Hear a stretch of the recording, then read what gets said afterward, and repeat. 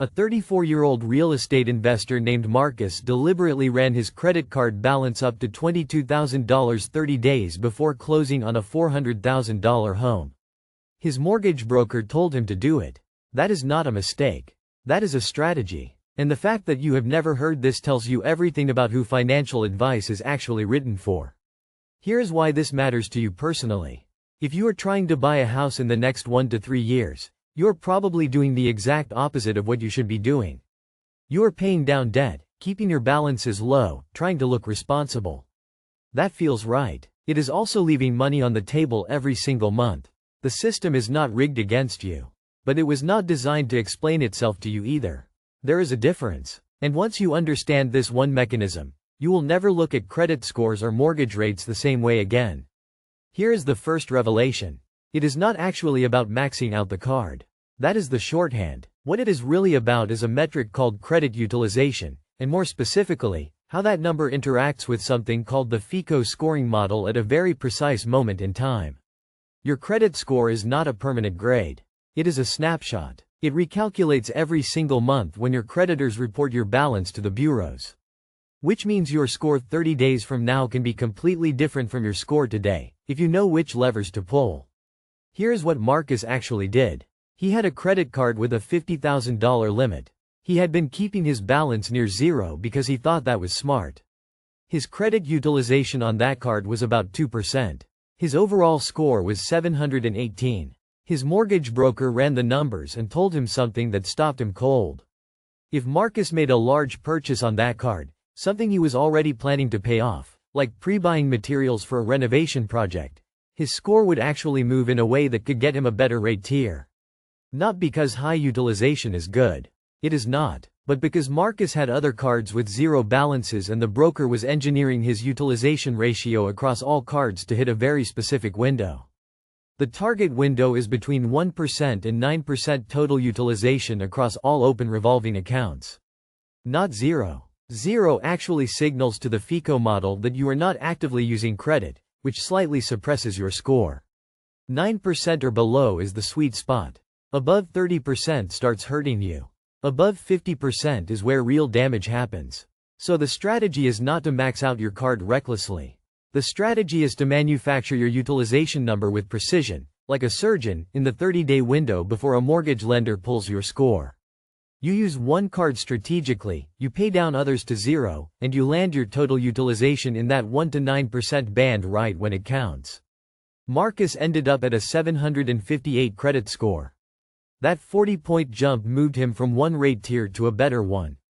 On a $380,000 30-year mortgage, the difference between those two tiers was 0.375% in interest. That sounds tiny. Over 30 years it is $41,000. $41,000. Because his broker knew which month to make which move. If this kind of thing surprises you, subscribe right now. This channel covers what financial media glosses over because it is too specific, too tactical, and frankly too useful to pad with ads and sponsors. Now here is the deeper layer. And this one is going to reframe everything you just heard. The reason most people never learn this is not because it is secret. It is publicly documented in FICO's own scoring guides. The reason most people never learn it is because the people who benefit from you not knowing it are the same people you ask for financial advice. A bank wants you to borrow at the rate you qualify for today. A generic financial blogger wants you to follow rules simple enough to fit in a listicle. Neither of them benefits from you spending 3 hours understanding exactly how the FICO 9 model weights revolving utilization differently from installment loan utilization. But you do. You benefit enormously. There is also a second piece to this that almost nobody talks about. Timing the credit pull itself. Mortgage lenders do not pull your score the moment you apply. There is often a gap of several days to 2 weeks between application and the official hard pull. Sophisticated borrowers work backwards from that pull date.